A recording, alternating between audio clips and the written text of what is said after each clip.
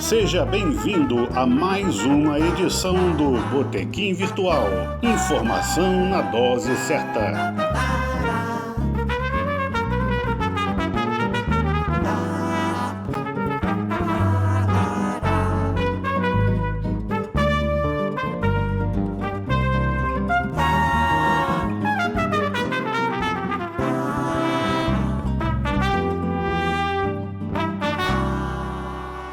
Bom dia a todos, que estamos com mais uma edição do Botequim Virtual.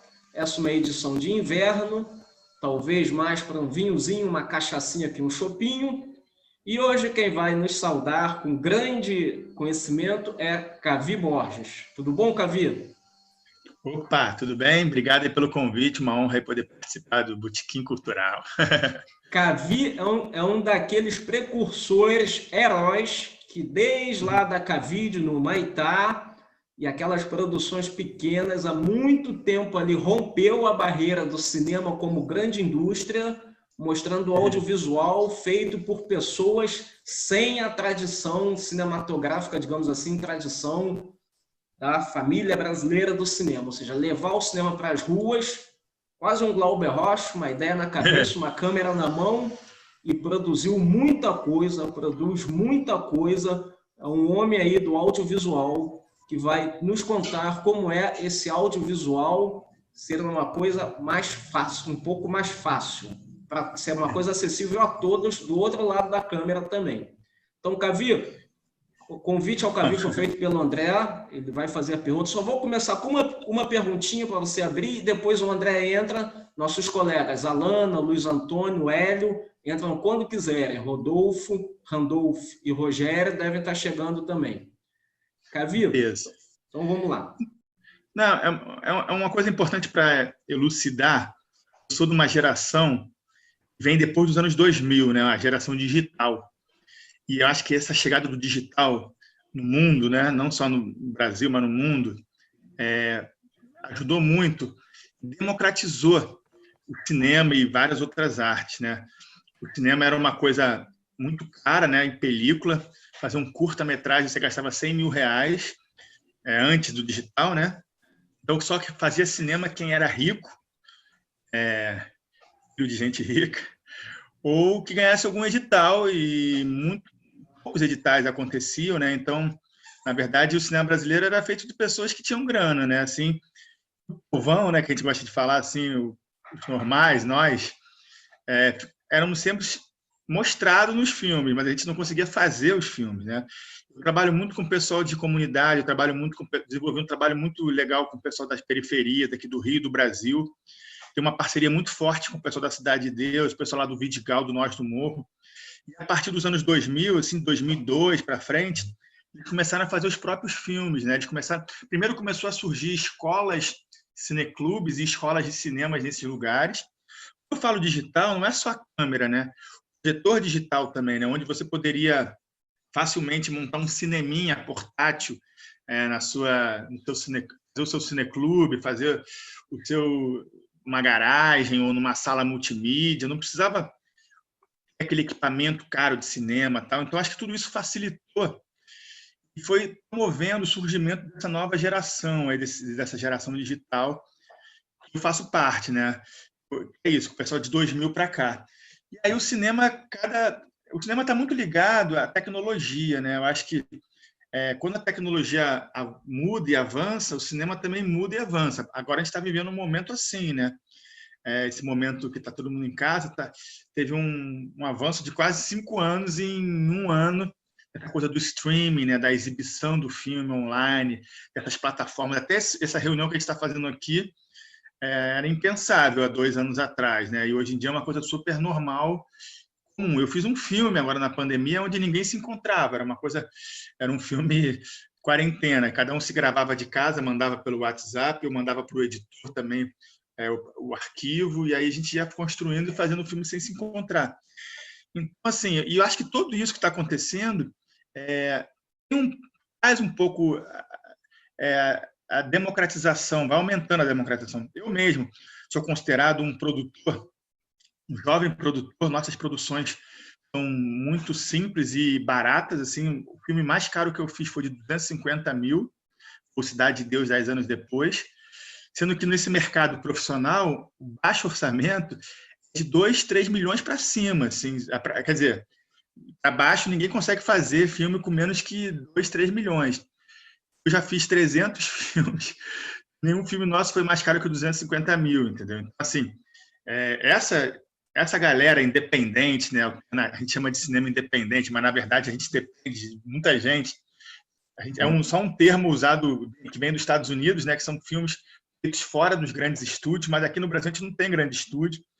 O independente brasileiro é o baixo orçamento. Quando você fala cinema independente, é cinema de baixo orçamento. Essa galera que faz esse cinema, que é muita gente, está criando desenvolvendo um jeito de fazer, de distribuir, de exibir, independente, alternativo, que consegue viabilizar com pouco custo. Assim, eu falo que a Cavídeo, né, a minha produtora, é uma rede cheia de parceiros e pessoas que se ajudam, entendeu? Então, a gente consegue fazer um filme que custaria 1 milhão com 100 mil, entendeu? E isso, a qualidade é a mesma, entendeu? Mas graças a essa rede de parcerias e essas tecnologias novas que surgiram. Não sei se eu respondi assim, muito a sua pergunta, mas deu uma introdução. Está desligado, André, seu microfone. André está desligado. Liga e pergunta e fala lá. Ô, Cavídeo, você já respondeu a algumas perguntas, né? Essa introdução foi ótima. Então, aproveitando esse teu gancho, qual é o segredo, então, de fazer um filme com orçamento mais acessível? Como é que é isso na prática? Então, não é uma fórmula. Eu acho que cada filme é um filme, né? Cada filme tem uma característica específica. Por exemplo, você pode fazer um filme de arquivo, com imagens que já estão aí captadas, você é um trabalho só de edição, entendeu? Você pode fazer um filme de quarentena, né? Esse que cada um se filma na sua casa. Pode fazer um filme convencional, assim, com equipe e tal. Eu acho que o segredo é você entender o filme que você vai fazer e tentar criar caminhos possíveis, né? Por exemplo, na faculdade eu aprendi que primeiro eu faço o roteiro, aí viajo nas histórias, no que eu quero contar, aí depois eu orço esse roteiro e vou atrás do dinheiro. Eu penso ao contrário. Primeiro eu vejo quanto dinheiro eu tenho, qual roteiro dá para fazer, dá para realizar com esse dinheiro que eu tenho. Se eu tenho R$1.000, qual roteiro que eu posso filmar com R$1.000? Se eu tenho R$10.000, qual roteiro que eu posso filmar com R$10.000? Então, assim, eu inverto o processo, assim, o caminho tradicional, assim. E eu repito um pouco o que o Adirley Queiroz, que é um cineasta da Ceilândia, falou para mim, que me marcou. O orçamento do filme é o dinheiro que você tem.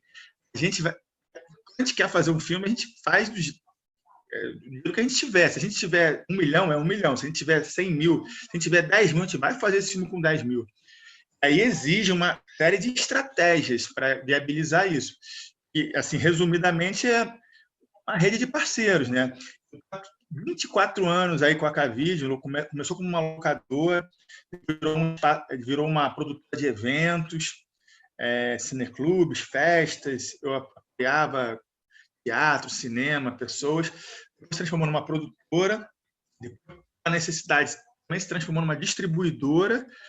Hoje em dia também a gente tem nossos espaços de exibição também, então a gente é quase também um exibidor, também a gente tem quase todas as etapas necessárias, a gente tem uma certa independência, assim, uma certa possibilidade de fazer sem depender de governo e de edital. Mas isso tudo foi construído durante anos, assim, né? Tipo, de contatos, de amigos, de pessoas que eu ajudo e depois me ajudam. É literalmente um escambo, assim, é um pensamento meio coletivo, assim, né? Coletivos, né? De pessoas com o mesmo interesse que juntam forças para conseguir fazer. Vou dar um exemplo, assim, rápido e fácil. Quando eu conheci o pessoal do Nós do Morro, lá do Vidigal, eles eram ótimos atores, ótimos roteiristas, péssimos produtores. Eu, na Cavídeo, sou ótimo produtor não conhecia muito atores e era um péssimo roteirista. Sozinho a gente não conseguia fazer filme. Quando a gente se junta, os meus pontos fracos são os pontos fortes dele, o meu ponto forte é o ponto... A gente agrega valor, assim, e a gente consegue fazer, entendeu? E assim, multiplicando aí várias pessoas diferentes. Eu tenho parceiros, assim, em conseguir equipamentos para filmar. Eu, por exemplo, eu tenho os parceiros até de conseguir comida, assim, para lá, os restaurantes da Cobal, onde a Cavide fica, sabe? Para a equipe alimentar durante as filmagens. Eu tenho atores que eu conheço, que eu ajudei durante anos, que me ajudam e que trocam também possibilidade de trabalho, assim. E tenho parceria na finalização, tenho parcerias também na distribuição e na exibição. Por exemplo, acabei de fazer um evento com a Estação Botafogo, né, que é um grande parceiro. A gente até está indo abrir uma loja lá da Cavide no Estação Botafogo. Consigo lançar meus filmes, assim, não preciso de uma distribuidora. Eu mesmo consigo distribuir meus filmes, entendeu?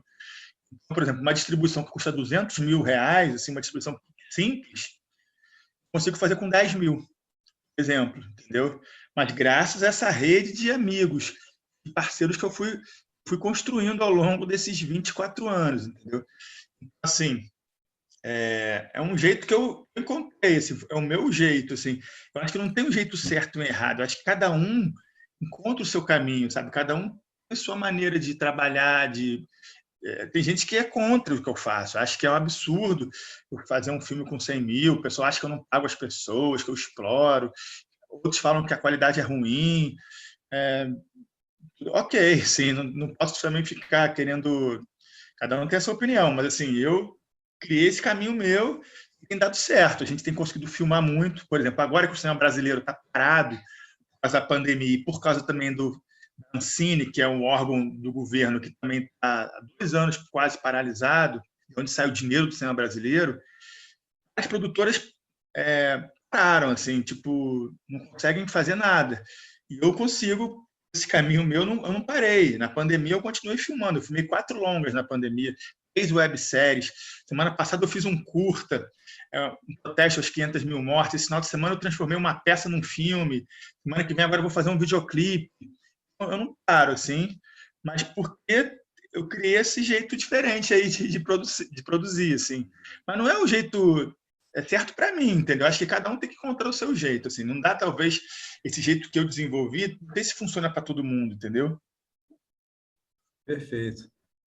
Rodrigo, você queria fazer uma pergunta? Não, isso é exatamente essa acessibilidade que você conseguiu, né? Que abrir bastante, que outras pessoas também criem os seus jeitos, né? O importante é produzir e estar lá na tela. E acredito eu, Cavi, que também com esse jeito de produção, a tela deve apresentar outras histórias, né? Ou não? Com certeza, com certeza. A possibilidade de você ver um cara da Zona Norte ou da Baixada Fluminense fazendo um filme, o olhar dele é totalmente diferente de um olhar meu da Zona Sul, classe média alta, entendeu?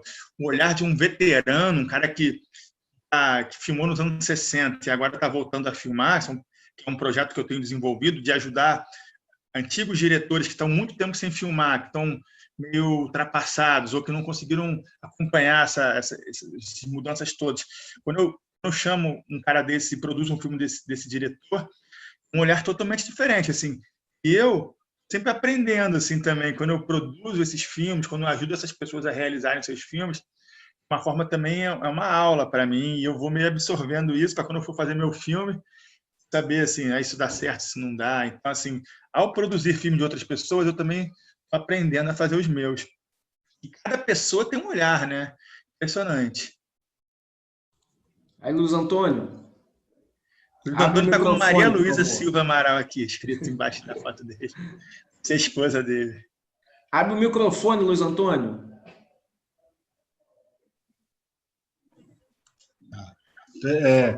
Cavi,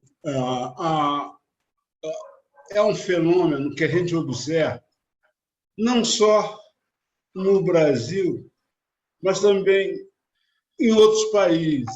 Não é? No cinema tradicional,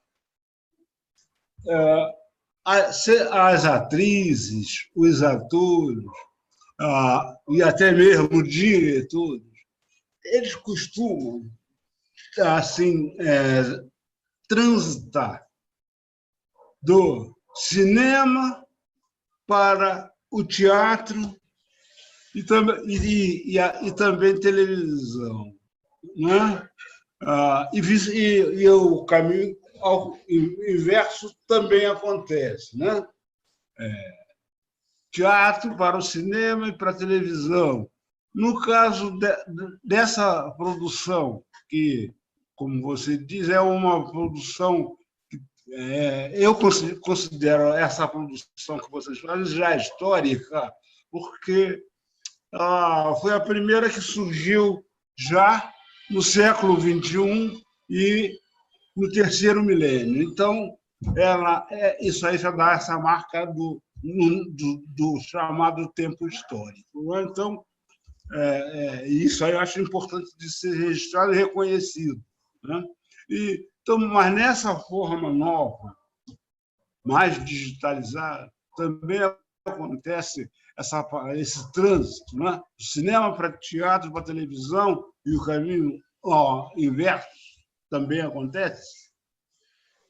Com certeza. Por exemplo, no meu caso, eu sou casado com uma atriz que é de teatro. Aí ela tem me levado para fazer algumas experiências no teatro. Por exemplo, tinha muita dificuldade de dirigir os atores.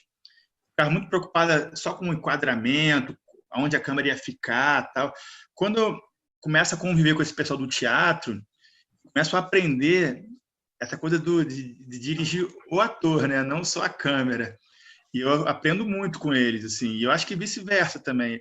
Eu acho que essa possibilidade de você transitar nessas múltiplas artes, eu acho muito rico. Porque o diretor, quando você vai fazer um filme, você trabalha com literatura, roteiro, você trabalha com música, você trabalha com dramaturgia, com os atores, com a câmera, com a tecnologia. Então, o ideal é que você conheça um pouco de tudo, né? Que você não precisa dominar tudo, mas você precisa conhecer um pouco de tudo, assim, para você conseguir melhorar, assim. E é muito legal, assim. Eu tenho desenvolvido um projeto agora, eu tenho misturado teatro e cinema, assim. Eu chamo de peça-filme.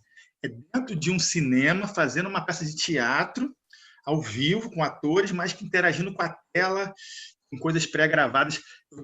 Eu criei uma salinha lá no Estação Botafogo que estava abandonada, a gente transformou numa sala de teatro e cinema, fazendo essas peças-filmes. Aí, como a pandemia veio, não podia mais ter o ao vivo, né?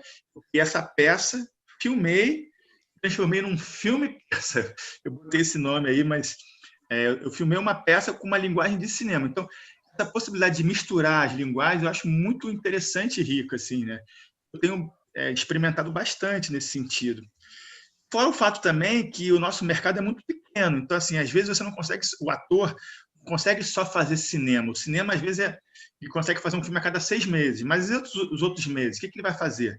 Vai fazer um pouquinho de TV, ele vai fazer um pouco de teatro, ele vai a internet também, que é uma janela nova, super agora crescendo.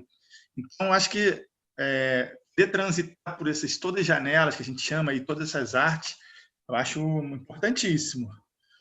Mas tem gente que é tradicional, né? Faço só teatro, faço só cinema. Eu sou um pouco mais aberto assim, a essas novas possibilidades aí. Eu acho que você só tem a aprender com isso. Alana? Olha, eu quero perguntar ao Cavi. A gente vê nos estrangeiros aquelas centenas de pessoas que participaram da elaboração do filme. E aqui, Cavi, dos teus filmes, como é que são as equipes? Então, essa, por exemplo, também é uma característica diferenciada desse cinema que eu desenvolvo. As nossas equipes são muito reduzidas, são muito enxutas. Como eu falei, o Brasil ele não tem um mercado de cinema como tem os Estados Unidos, entendeu? Então, assim, mais que você queira fazer uma equipe grande, às vezes você nem tem pessoas capacitadas para todas as funções. Então, você meio que agrega funções. No meu caso, eu agrego mais ainda. Eu, por exemplo, como diretor de filme, também produzo, também estou lá batendo claquete. No cinema profissional, cada funçãozinha dessa é uma pessoa diferente, entendeu? Essas produções grandes que você vê aí, americanas, por isso que você no crédito você vê lá 20 minutos passando de nomes, assim, são 700 pessoas envolvidas, 1.000 pessoas. Aqui no Brasil, uma superprodução são 100, 200 pessoas. Meus filmes não passam de 10 pessoas. É uma forma também de baratear isso também, né? Tipo, eu assumo, eu sou o diretor, mas eu também sou continuista, eu também estou ali como produtor, eu meio que... É um pouco que era feito no cinema novo, assim. O que eu estou fazendo não é nada de novo. Eu acho que é um ciclo que meio que volta, né? O Nelson Pereira dos Santos, quando faz Rio, Zona Norte, é um dos filmes pioneiros aí que influenciou o cinema novo, a equipe dele era reduzidíssima. Fez Vidas Secas lá no... Também era uma equipe reduzida, assim, sabe? 7 pessoas, 10 pessoas no máximo. E a coisa foi crescendo, foi inchando, a gente foi cada vez mais querendo imitar o americano, que eu acho que é um grande erro nosso, assim, que a gente querer fazer filmes como os americanos fazem, né? Eu acho que a gente, não sei, eu não acho que a gente tem que encontrar nosso próprio cinema, né? O nosso próprio jeito de fazer, não copiar dos americanos. Assim, eles têm, é isso, eles têm uma indústria, eles têm técnicos, eles têm maquinários, equipamentos, a gente não tem nem equipamento fazer alguns tipos de filmagem que eles fazem, as gruas, né? Aquelas coisas gigantescas. Então, assim, as pessoas acho que às vezes acham que isso vai fazer o filme ficar melhor, né? Eu discordo, assim, eu acho que às vezes até isso atrapalha. A gente não sabe, a gente não está acostumado a usar isso. Aconteceu uma vez comigo isso. Eu nunca tinha feito filme com muito dinheiro, aí eu ganhei um edital de R$80 mil para fazer um curta. Aí eu aproveitei que eu tinha esse dinheiro, aluguei ilho, Steadicam, grua, usei isso no meu filme porque eu podia usar, não porque o filme pedia isso. Na hora da edição, todos os planos que tinham carrinho, grua, foram cortados, que o filme era tão simples, não precisava disso, mas eu usei porque eu tinha dinheiro, porque eu queria usar, porque era um fetiche, assim, sabe? Não porque o filme pedia isso. Acontece muito. Às vezes eu vou num set de filmagem, tem 3, 4 caminhões assim na rua, assim, no que um caminhão já daria conta de tudo. Às vezes as coisas não são nem usadas, estão lá só para precisar, mas não vai precisar. Aí vira um esbanjamento de dinheiro, de custo, de pessoas. E aí faz um filme, é isso, assim, durante os anos foi aumentando o custo do filme. O baixo orçamento era de 1 milhão, agora um baixo orçamento é 3 milhões. Os filmes médios do Brasil são 10 milhões, 15 milhões. O Quintal do Brasil, Cidade de Deus foram feitos com 3, 4 milhões. Então, hoje em dia você não faz mais o Cidade de Deus com 4 milhões, é 15, entendeu? Isso tudo é por causa desse pseudo-mercado aí que inflaciona as coisas todas. Assim. Fala. Quem? Vai, Hélio, quem quer perguntar? Você falou a palavrinha mágica aí, que é editar, né? O Rogério, vai, Rogério. Está falhando aqui. Eu acho que o Rogério está com... Rogério, bem, enquanto ele está com um problema de internet, o Hélio quer perguntar ou a Marina que ainda não perguntaram? Vai, Hélio.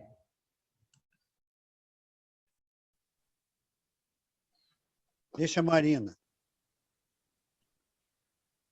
Eu vi aqui que você organizou um festival de cinema virtual patrocinado pela Estação, né?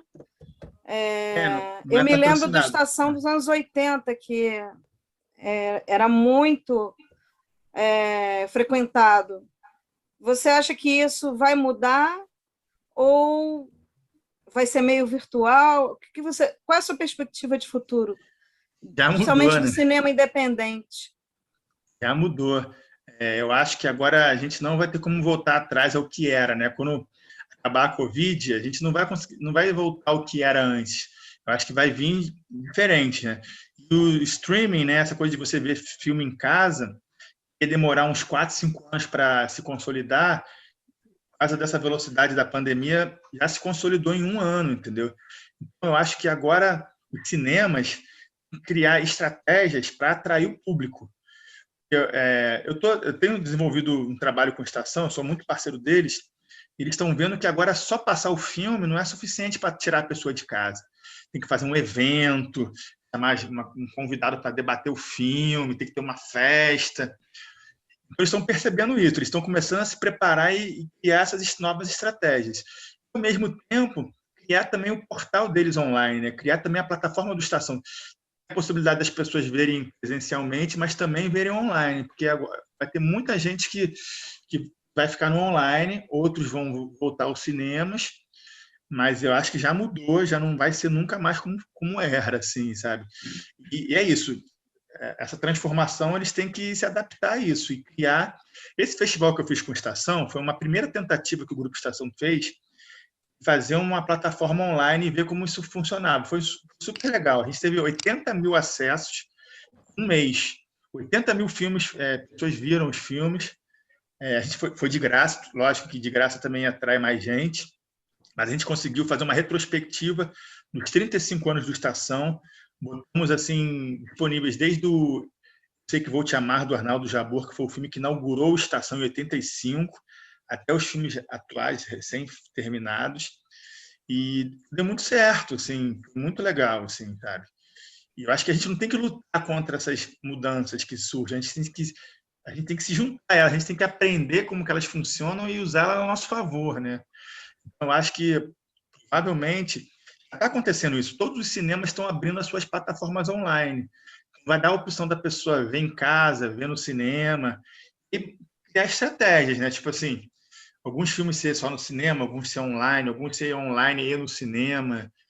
Não dá mais para você achar que o cinema vai ser como era, porque não vai ser mais, assim. Os cinemas estão abertos agora, indo quase ninguém, assim, as pessoas, lógico, estão com medo ainda da pandemia, mas eu acho que, mesmo assim, quando a coisa melhorar, eles vão ter que pensar novas estratégias para atrair o público. Ô, Cavi, e como é que foi? Você era judoca e virou cineasta, produtor. Como é que foi essa passagem? Como é que você virou um homem de cinema? Foi tudo muito inesperado, assim. Eu nunca me programei assim para ser do cinema. A vida inteira, meu sonho era para ir para as Olimpíadas. Assim, eu faço judô desde 3 anos de idade. Com 11 anos, eu fui campeão brasileiro, comecei a viajar pelo mundo para competir. Em 96, eu tinha 19 anos, eu fui selecionado para ir para Atlanta, nas Olimpíadas, como reserva. Aí, faltando uma semana para a viagem, eu quebrei a costela, não pude viajar, fiquei triste, deprimido. E aí, minha mãe me propôs abrir uma locadora de vídeo. E nessa época eu não entendia nada de cinema. Ia ser uma locadora de vídeo só de filmes de luta, que era o que eu entendia. Aí acabou que eu demorei a abrir a loja e acabei percebendo que não ia durar muito tempo uma locadora de filmes de luta só. Na Cobal do Maitá, onde eu abri, um público muito de artistas que frequentavam lá, né? Muitas produtoras ali em volta, os atores iam lá depois das peças. Eu percebi que tinha esse nicho aí a ser explorado, que eram os filmes de arte, né? Filme brasileiro, filme clássico, curta-metragem. E aí eu comecei a aprender cinema com os clientes da locadora. Os caras iam lá, tem um filme aí do Tarkovsky, do Fellini, do Cassavetes, nunca tinha ouvido falar. Eu anotava, ia pesquisar, no Estação, via filmes, achava no início tudo muito chato, filme antigo, preto e branco. É que você não conhece, né? Quando você não conhece, você tende a não gostar. Fui aprendendo aos poucos, assim, a conhecer um pouco mais o cinema, até para poder atender os clientes, né? Porque ia lá muitos cineastas pegar filme, como é que eu ia indicar um filme para o Nelson Pereira, dos Santos, eu não conhecia nada, assim, sabe? Então, comecei a ver, comecei a estudar, pesquisar. 4 anos depois, fui selecionado de novo para ir para as Olimpíadas, mas agora de Sydney, como titular. Passei um mês no Japão treinando, no último dia o cara caiu no meu joelho e rompeu os ligamentos. E, de novo, não consegui ir para as Olimpíadas. E, de novo, surgiu uma outra possibilidade de fazer. Foi abrir do lado da minha locadora uma sala multimídia, que era uma espécie de cineclube. Isso era nos anos 2000, né? Que estava surgindo esses projetores digitais, essas coisas todas. Eu comecei a fazer mostras de filmes lá, de filmes que só eu tinha. Eu trazia de viagens que eu fazia para Nova York, de competir judô. Nessa época eu não tinha ainda internet forte, né? Não tinha essa coisa de baixar filme.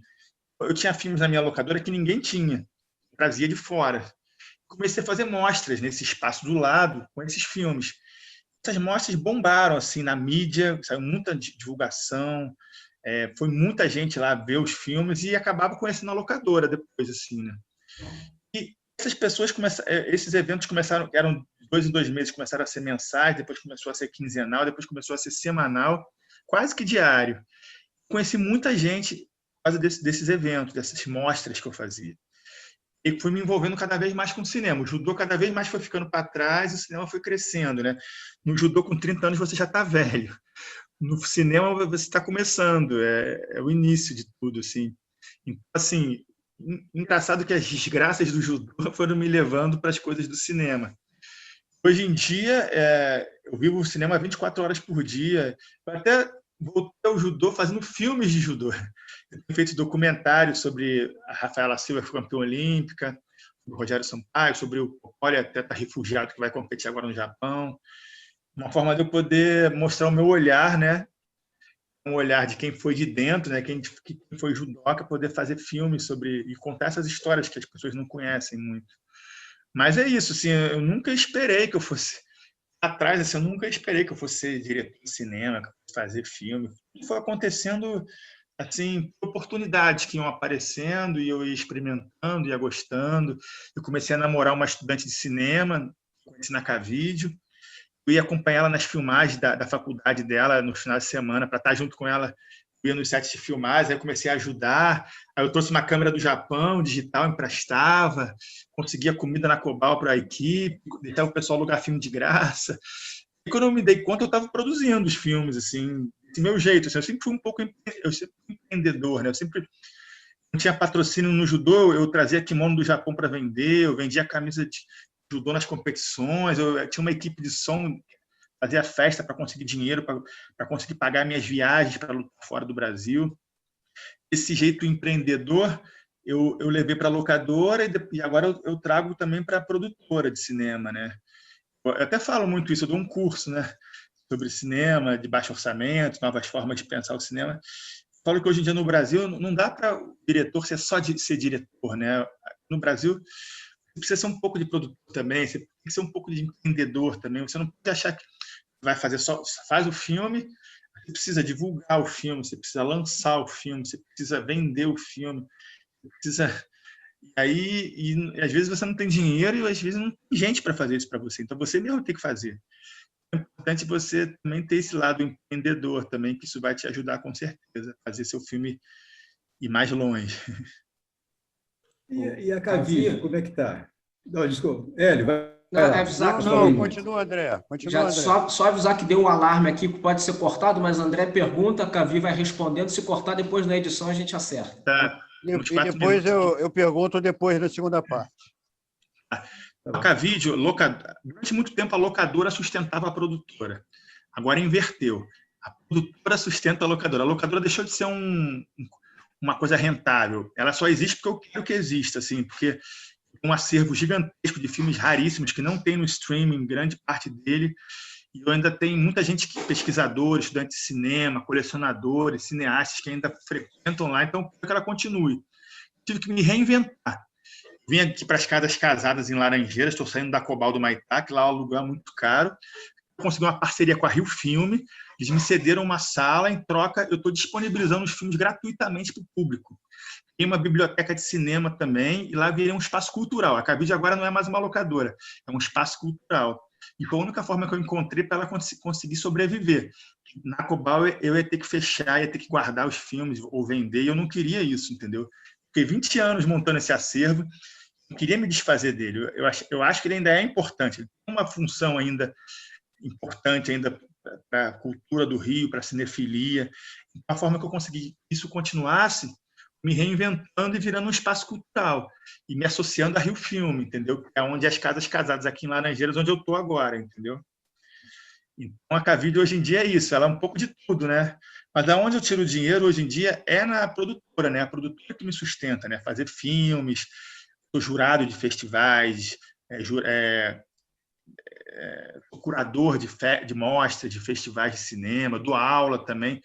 Eu tiro para todos os lados também, mas sempre com cinema em comum para conseguir viver de cinema, porque só fazer um filme também é difícil, ainda mais esses filmes pequenos que eu faço, entendeu? Então, eu faço várias atividades diferentes, mas sempre com o cinema como referência. E estou tocando, continuo fazendo meus filmes, continuo desenvolvendo meus projetos, mesmo com essa crise toda aí, continuamos trabalhando e vamos nessa. Maravilha. Vai, Hélio. Bom, é rapidinho para deixar para depois. Eu gostei de toda a sua experiência, né? E eu tenho falado aí que a gente tem escrito, eu, Rogério e o colega, nós temos escrito artigos sobre esse período de pandemia, o que pode pintar disso, né? E aí você fica entre a barbárie e a redenção, né? Tem duas possibilidades, né? A sua é maravilhosa.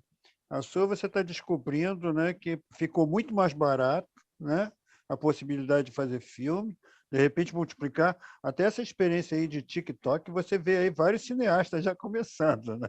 Então isso aí eu acho que é um bom passo do que pode acontecer para o futuro, né?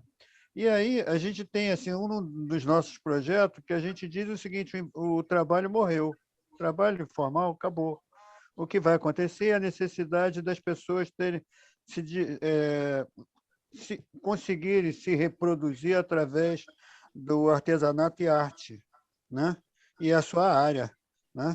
Então, a gente, nos nossos projetos, nós temos a renda básica universal, não é renda nem básica universal, a renda universal, o instrumento do empregador de última instância pelo governo e a escola universal integral. Só que nessa escola universal integral, ela não é convencional. Ela vai ser todo tipo de matéria que pode ser colocada. Você, por exemplo, poderia dar aula nessa escola. E tem uma vantagem, você ganharia, o aluno ganha também. O pensamento é a escola militar, entendeu? Você não tem idade para entrar, você pode fazer qualquer curso a qualquer idade. Eu acho que isso aí seria a redenção. Mas, tirando isso tudo, como é que você vê o que acontece agora com pós-pandemia e voltando à normalidade? Você já meio que falou que talvez o cinema não vai ter mais aquela presença que tinha antes, vai dividir com a internet, né? O próprio futebol também, né? Eu sou flamenguista, eu acho que o Flamengo depende muito de torcida. E eu acho que a coisa também vai ficar um pouco dividida depois disso tudo aí, né? Se vai ser presencial ou internet. Como é que você vê essa coisa aí? Isso é bom ou é ruim para multiplicidade de audiências para o cinema, para o futebol, para o teatro, nessa nova fase aí de internet, pós-pandemia? Eu acho que qualquer situação sempre tem um lado bom e um lado ruim, né? Eu acho que nunca é só bom e nunca é só ruim. Nessa pandemia, a mesma coisa. Por exemplo, vou dar um exemplo num festival de cinema agora. Se eu fosse fazer ele presencialmente, eu conseguiria 200 pessoas por sessão. Fazendo ele online, eu consigo 5.000 pessoas. Não só multiplica o número de pessoas, como atinge pessoas de outros estados, de outros países. Tinha gente vendo filmes nossos nos Estados Unidos, em Portugal, na África. Isso nunca a gente ia conseguir presencialmente. Então, assim, tem um lado bom de ser online, assim, desse alcance, desse aumento de pessoas, de lugares, né?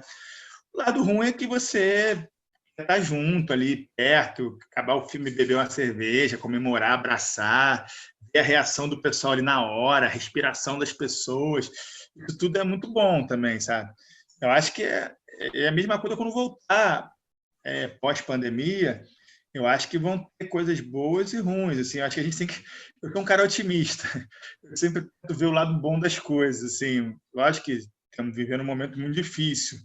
Mas, nesse momento de dificuldade, o que a gente pode se aproveitar disso? Né? O que a gente pode se beneficiar disso? Né?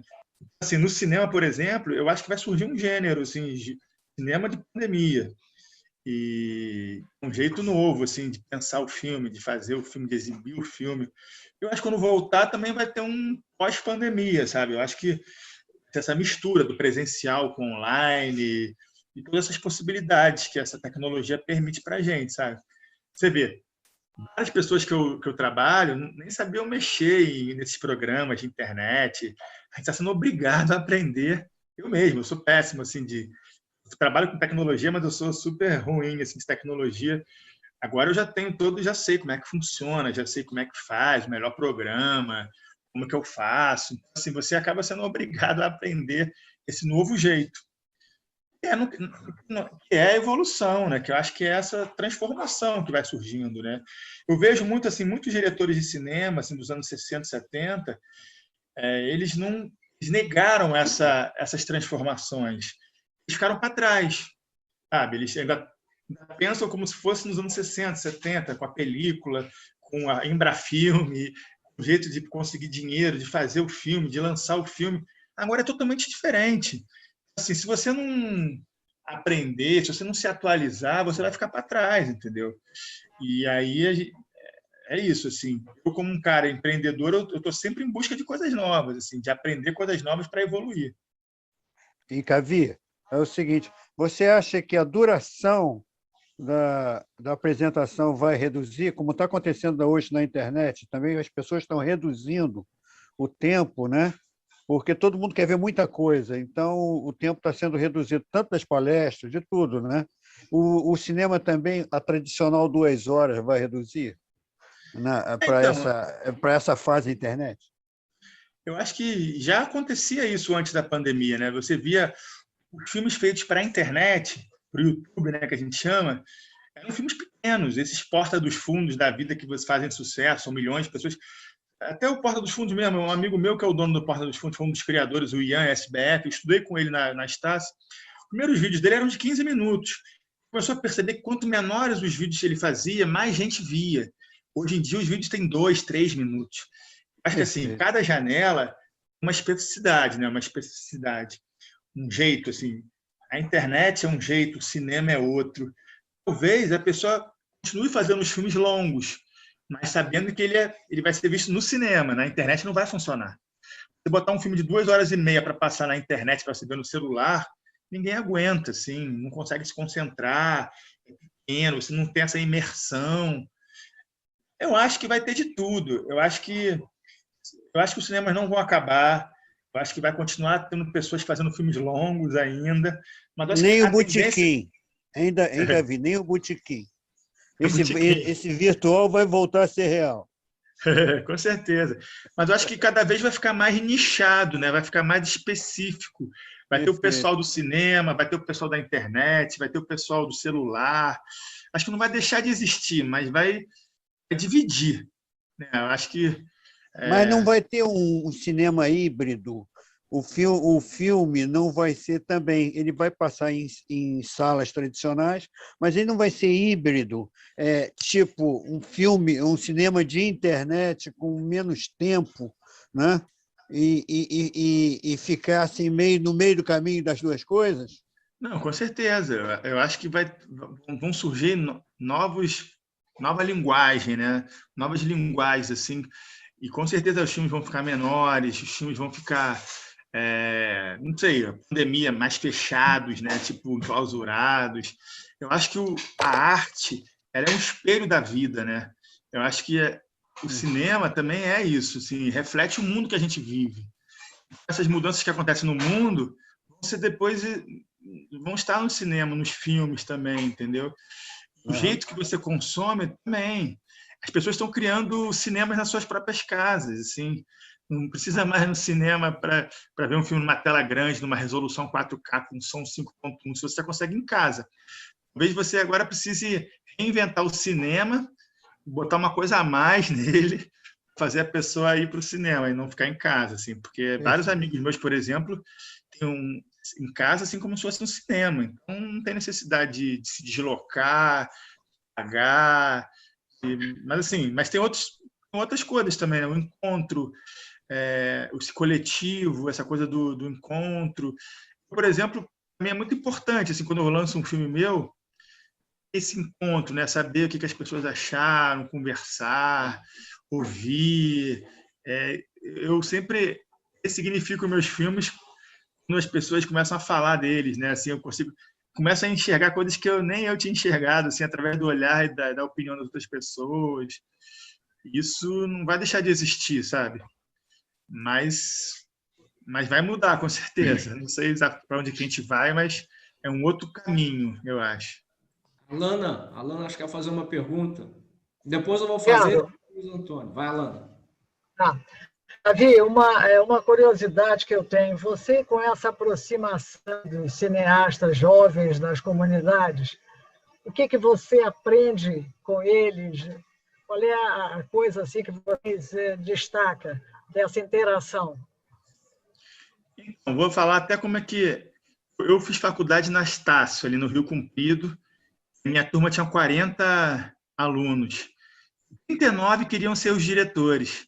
Você não faz filme só com diretor, você precisa do produtor, você precisa do câmera, você precisa do continuista, diretor de arte. Todo mundo queria ser o diretor. É a função mais destaque, que aparece mais. Enquanto quando eu fui lá no Vidigal, não tinha isso. Todo mundo queria fazer o que tinha para fazer, o que ajudasse a colaborar e somar no filme, entendeu? Acabou que o cinema é turma, né? A minha turma acabou não sendo a da faculdade, assim, teoricamente era a minha turma, né? As pessoas de classe média. Acabou que a minha turma, as pessoas que eu me identifiquei, que hoje em dia eu gosto de estar junto e filmando, é o pessoal da comunidade. É uma galera assim totalmente generosa que estava ali para somar, não tinha tanta vaidade assim, queria participar, independente se fosse diretor, produtor, continuista, diretor de arte, então já estar junto assim. E acabou que eu me identifiquei mais com esse jeito de pensar e de fazer cinema. Aí eu tenho feito muitos filmes com eles, assim. Apesar de eu não ser de favela, apesar de eu não ser classe média alta, ser branco, todas essas características que me afastariam desse universo, na verdade, me atraem. Assim. Os melhores amigos hoje em dia são da periferia. Filmes que eu gosto de fazer são com essa galera. Me encontrei com esse grupo, assim, foi uma afinidade que eu encontrei, e dessa afinidade a gente criou esse grupo, esse coletivo, entendeu? Mas eu estou sempre aprendendo. Eu acho que aprender, por exemplo, eu aprendi principalmente do coletivo, né, de se juntar forças. Trazer isso um pouco do judô também, sabe? Eu acho que o judô também me ensinou muita coisa que eu trago para o cinema. Coisa também de um ajudar o outro, de fazer com coração, sabe? Das diferenças, aceitar as diferenças, isso como uma coisa boa, né? Não como uma coisa ruim. Eu acho que isso na faculdade também eu poderia aprender e aprendi também, mas lá eu consegui me apegar mais, assim. Não sei te explicar exatamente o motivo, talvez seja uma coisa da minha personalidade, da minha formação, mas eu me dei muito bem com eles, até hoje me dou. Ô, Cavi, antes de passar para o Luiz Antônio, te fazer uma pergunta a ver com isso que você viemos conversando. Você, com toda essa sua produção, com toda essa sua atividade polivalente, como dizíamos do futebol, joga nas todas as posições. Mas você como criador, você como diretor, quando pensa um filme, se você puder dizer para os nossos ouvintes, no seu meio de produção, no seu jeito de fazer cinema, quais as etapas até você pensar e o filme chegar na tela, o outro ver o filme? E aí, para perguntar para o diretor, qual o percentual daquilo que você pensou lá no começo chega na tela?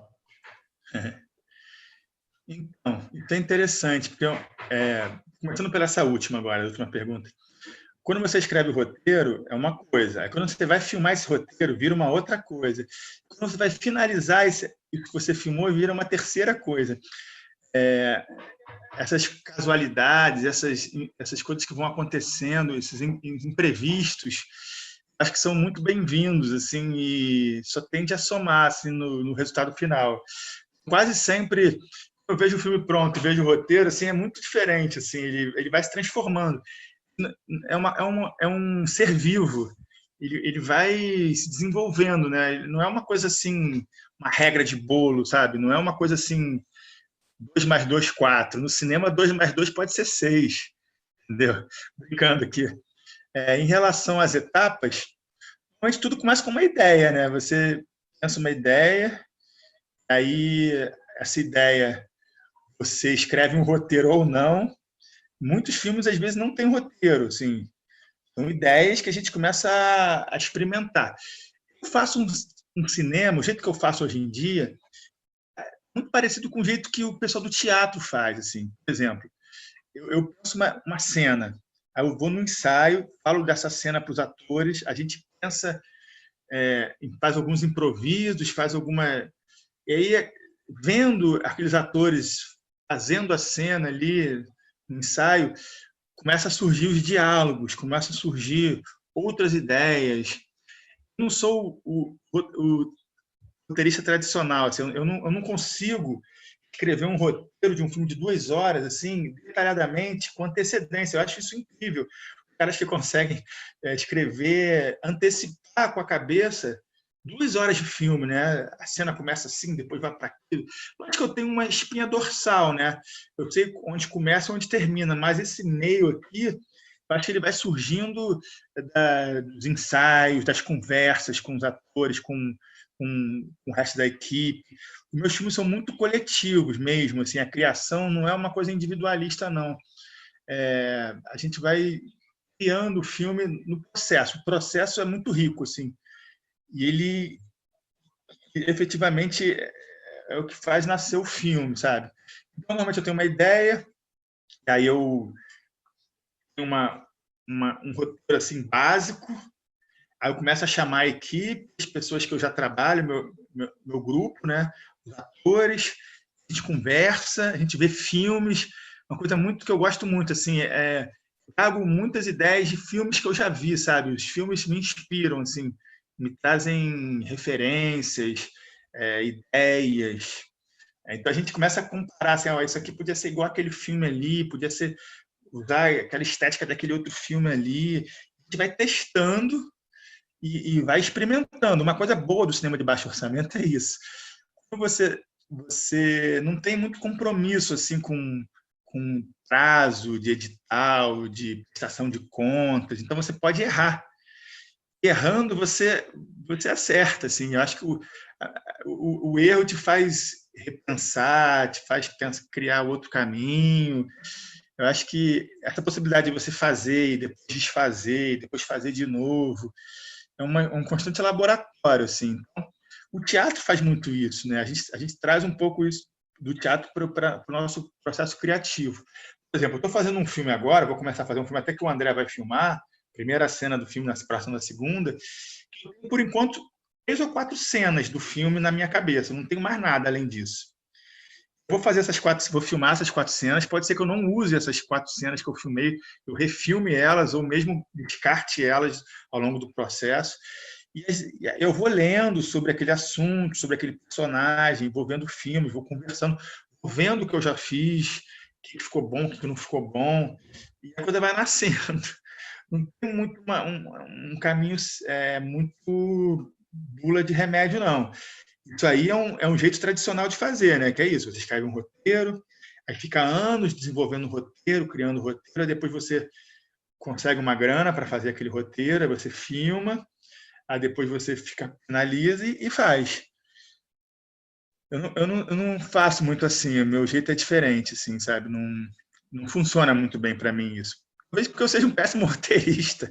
Se eu fosse talvez um bom roteirista e conseguisse elaborar um roteiro já na minha cabeça de um filme inteiro, assim, de uma vez só, talvez eu fizesse dessa forma. Mas como eu não sou assim, e as pessoas que trabalham comigo também não são assim, a gente vai criando conforme vai fazendo. Não vai nascendo. Um processo muito doido, assim. Eu tenho um projeto que chama Filmes de Viagem. Eu faço muita viagem para fora para lançar filme, para festival de cinema. Eu vou com a minha mulher e atriz, né? Então a gente viaja junto. A gente está num lugar assim bonito. Vamos fazer uma cena aqui. Vamos filmar essa igreja com ossos de pessoas que a gente fez lá em Évora, em Portugal. A gente não sabia nem para que serviria aquela cena. O que a gente vai fazer com aquela cena?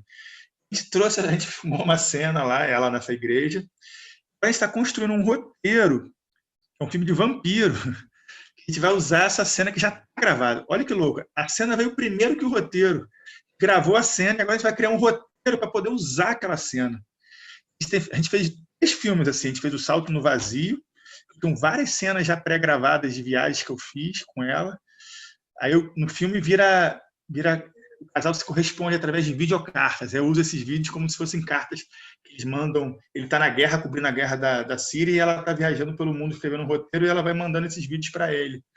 A gente meio que aproveita, a gente ressignifica as imagens que já existiam, sabe? Mas isso é um processo muito doido. Só dá para fazer esse tipo de filme que eu estou te falando quando é um filme assim mais livre, né?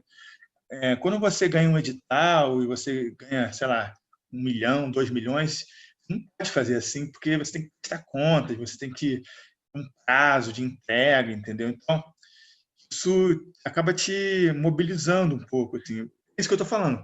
Tem um lado bom de você ter dinheiro, de você ter estrutura, de você poder ganhar bem, pagar todo mundo, mas tem um lado bom que você fica preso ali, aquela estrutura, a burocracia, a prestação de contas. Quando você não tem dinheiro nenhum, você é muito livre, você faz o que você quiser. Tem que prestar conta com você mesmo, entendeu? Tem esse lado bom também, de às vezes não ter estrutura, assim, não ter um edital, ou não ter que fazer do jeito que tem que fazer, entendeu? Eu sei que quando eu vou fazer agora o meu primeiro filme, eu ganhei 2 prêmios, vou fazer até com o Luciano Vidigal, lá do Nós do Humor, um filme de 4 milhões. Eu acho que eu vou... É um novo cinema para mim, eu vou ter que aprender a fazer esses filmes, porque os filmes que eu faço não são dessa maneira. Eu vou ter que aprender a fazer agora, assim, vai ser um aprendizado nesse sentido aí de um filme maior, assim, com mais estrutura, com mais gente. Vai, Luiz Antônio. Desligado o microfone. Luiz Antônio. Quando você respondeu para a Alana, você orientou, né, a aproximação com o pessoal, o grupo, o movimento de cinema lá do Vidigal. Isso aí me fez lembrar um projeto do Cacá Diegue.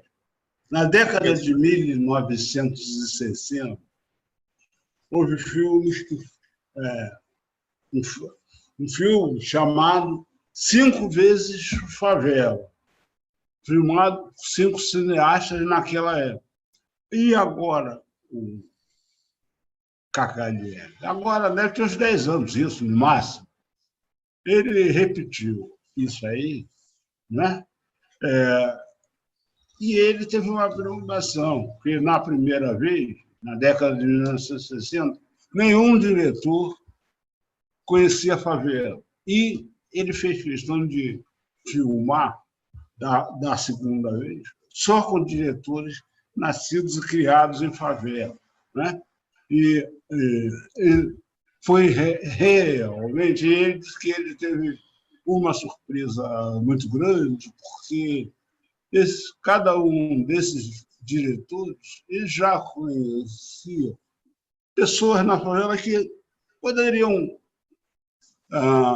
ser aproveitadas como atrizes e atores, né? Auxiliando com o Continue e em outras atividades. Né? Então, isso ali, para mim, tem um significado, porque isso aí, para mim, significa inclusão. Isso que vocês estão fazendo é abrir acesso à indústria formal, tradicional. Ela não tem essa preocupação, né? Porque é aquela coisa que você diz, né? Tem edital, tem que cumprir prazo, tem que prestar contas. Então, o Cacá produziu, né? Mas fez questão de trabalhar com gente da própria comunidade. O nome disso, para mim, que vocês estão fazendo, é inclusão. Né? Que por exemplo, uma vez, o falecido ator e diretor Zózimo, ele criou aqui no Rio de Janeiro o Centro Afro-Carioca de Cinema, e reunia exatamente os trabalhos dos atores e diretores, né? Que eram negros e negras. E uma vez por ano ele realizava um evento, ele trazia artistas da África, dos Estados Unidos. Teve um ator negro chileno E aí ele estava falando das dificuldades que os atores e as atrizes negros lá no Chile têm. E na hora que eu vi que era basicamente também as mesmas dificuldades que esses artistas negras e negros enfrentavam aqui mesmo no Brasil, entendeu? Então, também tem que ter uma coisa assim eu chamaria de visão social também, não é? Porque tudo bem, você conseguir fazer mais barato é muito importante também. Representa ensinar uma forma de acesso mais simples também, e isso aí também é inclusão. Então, era isso que eu queria, um comentário seu a respeito dessa outra preocupação que eu acho que precisa acontecer no movimento como um todo. Bom, esses 2 projetos que você falou, eu participei ativamente, o 5 vezes Favela, agora por nós mesmos. Isso, exatamente. Teve uma oficina de 6 meses aqui nas Casas Casadas. Eu participei, eu era o único que não era da favela e participei das oficinas.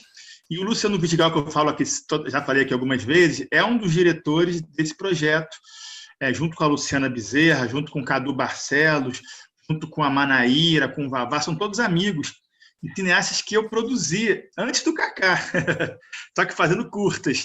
Inclusive, esse projeto novo do Kaká surgiu, eu fiz uma mostra de curtas lá naquele espaço que eu falei para vocês, na Cobal do Maitá, que eu criei essa salinha de cinema. A gente exibiu curtas que eu produzi da galera de favela. O Kaká foi assistir. Ali ele viu, tinha pessoas muito boas das favelas já fazendo filme. E ali ele teve a ideia de refazer esse projeto agora com diretores da comunidade.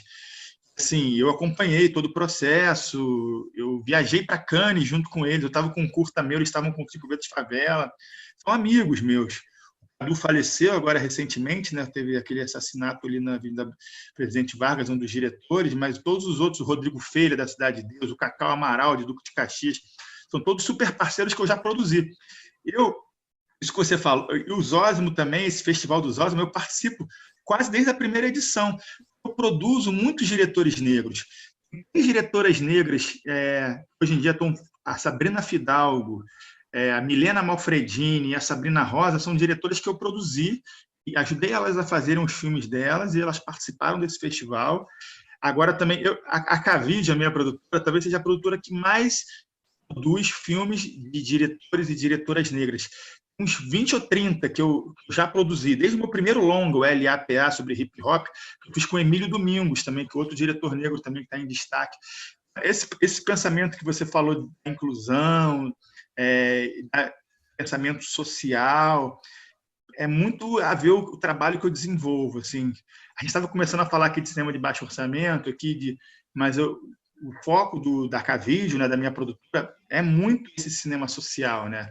Eu acredito muito que o cinema é uma ferramenta muito boa de transformação social, de transformação de uma forma geral, né, da pessoa ali, de um projeto de formação, de educação, e eu vejo muito por esse lado. Assim. Então, foi legal você falar isso, porque é muito o que eu acredito que eu faço. Então, assim, se você for falar para todo mundo, essa galera Cavide, todo mundo conhece, todo mundo adora, assim, todo mundo vê com muito carinho, porque a gente está sempre junto. E uma coisa que eu levanto muito, assim, em vez de separar, né, eu acho legal juntar, né, sabe? Tipo, não, cinema da favela, cinema do asfalto, cinema negro, cinema branco. Eu acho que é isso, existe esses cinemas, mas eu acho que quando a gente se junta, a potência disso aí só tende a aumentar, entendeu? Então, eu sou um dos caras que defendo muito, assim, juntar força, sabe? Às vezes, na favela, no início, eu era visto como playboy, né, que estava lá querendo se aproveitar, o pessoal fica me olhando com os olhos, assim, meio desconfiados. O cinema negro também, nesse festival também, o pessoal no início não me aceitava muito quando eu era o negro, era o branco. Lembro que um festival no Odeon, do Zósimo, né, esse festival, que botavam as fotos, assim, fizeram um mural assim, na entrada do Odeon com as fotos de todos os realizadores. Tinha eu ali no meio, branquinho, assim. pessoal até me zoou, falou assim, porra, Caio, tu recebeu a carteira agora, você foi aceito, você virou negro também, tá junto da galera, assim. Mas é isso, acho que esse trabalho aí que eu faço, que eu gosto, que eu acredito, eu acho que é um projeto importante, assim, eu me amarro em fazer. Vai, André. Rodrigo, quer fazer uma pergunta? Posso fazer? Cavi, Então vai. beleza. Cavi, eu queria que você falasse um pouco desse filme atual que você está fazendo, que é em cima do trabalho do Yves Klein, não é isso? Então, enfim, como é que veio essa ideia? Como é que você vai fazer essa aproximação entre um artista plástico lá da década de 50, né? E, enfim, fala um pouco do filme, do novo. Então, esse artista é um pintor, né, francês e um dos criadores, assim, um dos precursores da performance. Ele, na época, ele pintava o corpo das mulheres de azul, elas estavam nuas, né, e ele fazia uns happenings, assim, e elas meio que se esfregavam assim, nas telas e as quadros iam sendo pintados com o corpo das mulheres. E transformava-se em eventos. E virava assim, escândalo, assim, o pessoal adorava, outros odiavam. Então, ele morreu. A minha esposa, a Paty, né, ela já tinha estudado esse artista já há alguns anos. Ela, inclusive, fez um espetáculo de dança sobre ele. Ele, antes de ser artista visual e performático, ele era do judô. Viajou para o Japão, ficou morando lá 2, 3 anos, escreveu um livro sobre judô. E sempre fala que ele traz do judô algumas ideias para as obras de arte dele. Inclusive, essas pinturas do corpo, pintando, ele tem a ideia quando ele joga a pessoa no chão, no tatame, fica a marca do corpo da pessoa ali. Então, através desse golpe do judô, ele visualizou essa possibilidade de pintar com o corpo. E aí, há 10 anos atrás, a Paty me procurou. Ela estava estudando o Yves Klein mais profundamente para fazer um outro espetáculo. Ela sabia que eu fazia judô, que eu era do judô, e ela me procurou para me ensinar ela alguns movimentos de judô para ela usar na dança. Acabou que a gente começou a namorar muito em função disso. Assim, esse nosso encontro se deu por causa desse artista. E anos depois, eu fui para Cannes, Festival de Cannes, com um curta meu. Do lado de Cannes tem uma cidade chamada Nice, onde o Yves Klein nasceu, e o museu dele lá, das obras de arte dele. Ele fazia esse percurso Nice e Cannes durante muitos anos. Ele ia para os festivais de Cannes para ver filmes, até passou um filme dele lá. A gente fez um meio processo inverso. Assim, a gente foi de Cannes para Nice, a gente registrou lá, a gente foi no museu, os filmes de viagem que eu falei para vocês, a gente filmou a Patrícia fazendo umas performances em frente às obras deles. Isso foi em 2012. A gente guardou isso. Aí, agora, recentemente, a gente resolveu fazer um filme e uma peça, vão ser dois produtos, vai ter uma peça-filme e um filme-peça, falando da gente através desse artista, entendeu? Como esse artista influenciou os nossos filmes, a nossa arte, a nossa forma de pensar a arte, entendeu? Uma interseção ali, foi uma pessoa que juntou a gente. Ele tem várias assim, coisas muito legais. Assim, por exemplo, ele tem uma performance que ele se joga assim da janela e fez uma foto chamada Salto no Vazio. Essa foto ele tirou nos anos 50 e publicou no jornal no dia seguinte de Paris e escreveu um manifesto da liberdade, do artista ter que se jogar sem rede de proteção, de se arriscar mais. O verdadeiro artista está sempre no risco. E aí, tudo isso que ele falou, e a gente meio que tenta usar hoje nos nossos filmes, nos nossos espetáculos. A gente resolveu finalmente fazer um filme sobre ele. Mas, lógico, falando da gente, mas usando ele como interlocutor. Aí, segunda-feira que vem, vai ser a primeira cena que a gente vai filmar. Inventou um azul também, ele criou um IKB, International Klein Blue, um pigmento azul específico, é uma cor que ele criou. Ele era um cara também monocromático, ele fazia quadros que eram só cores, né? Não tinha nada, não tinha linhas, não tinha curvas, eram só tudo azul. No início ele foi muito criticado, depois ele virou uma referência, assim, esse azul dele, Salto no Vazio, uma orquestra de um acorde só, uma música que só tem um acorde. Ele fez várias coisas super legais. Ele viveu muito pouco tempo, ele teve 10 anos de carreira, ele morreu com 34, eu acho, 35. E a gente está meio que trazendo ele de volta. Acho que muita gente do Brasil não conhece ele, meus amigos não conhecem muito. uma forma de apresentar esse artista que tão rico, tão vivo, assim, tão influente no nosso filme. E a gente está pesquisando ele já há alguns anos. A Patrícia já há mais de 10 anos. E ela já fez um espetáculo de dança. A gente vai fazer um filme. Mas o filme a gente fala da gente, mas usando ele. Maravilha. Temos 5 minutos aí, né, Rodrigo? Então, temos 5 minutos, Cavi. Estamos chegando aqui ao fim. Gostaria que você se despedisse e respondesse essa última pergunta. Onde os ouvintes podem ver essa sua vasta produção? E eu boto mais 2 perguntinhas. Quais dessa sua vasta produção que você mais gosta? Sem ser seu, quais os filmes que você mais gosta? Uns 2, 3. E dá uma despedida aí para o Botequim. A gente te agradece muito. Esperamos, assim que possível, estarmos fisicamente em algum lugar. Somos frequentadores aqui, muitos lá. Muitos aqui, eu pessoalmente, muitos de nós acompanhamos sua história lá da Cavite, da salinha ao lado. Lá estive algumas vezes. Da casa ali em Botafogo, da casa da Condessa do Jornal do Brasil. Você produzia uns eventos lá. Sua história com o judô, com o pessoal do surf, do realce. Então, futuramente, juntaremos tudo isso. Mas sua despedida aí com esses filmes, por favor. Tem um filme que eu fiz que, mais uma vez, falando com o meu amigo aqui, chamado Cidade de Deus, 10 anos depois. É um documentário que eu fiz com o Luciano Vidigal, lá do Nós do Morro. Fala sobre o que aconteceu com os atores do filme, do Cidade de Deus, que fez um sucesso no mundo inteiro, que foram atores que nem eram atores, que foram tirados das favelas. O que isso repercutiu, o que isso transformou a vida deles. Então, é um documentário que está na Netflix, você pode ver lá, chamado Cidade de Deus, 10 anos depois, mostra a dificuldade de ser ator negro, de ser favelado, de viver da arte, e ator também, de uma forma geral, de viver da arte no Brasil, né? Ele até termina com uma frase, assim, que eu acho que é legal. Em vez de terminar com uma resposta, termina com uma pergunta. Será que uma obra de arte pode mudar a vida de alguém? Diz aí. O filme meio fala isso e o filme discute sobre isso também, sobre como que a arte muda, para bom e para mal. A vida pode mudar a vida das pessoas, né? Como a fama, lidar com a fama, pode ser uma coisa difícil, e a fama pode ser uma coisa ruim, em vez de ser uma coisa boa, como todo mundo acha. Então tem esse filme aí que eu gosto muito, que está passando em 130 países pela Netflix.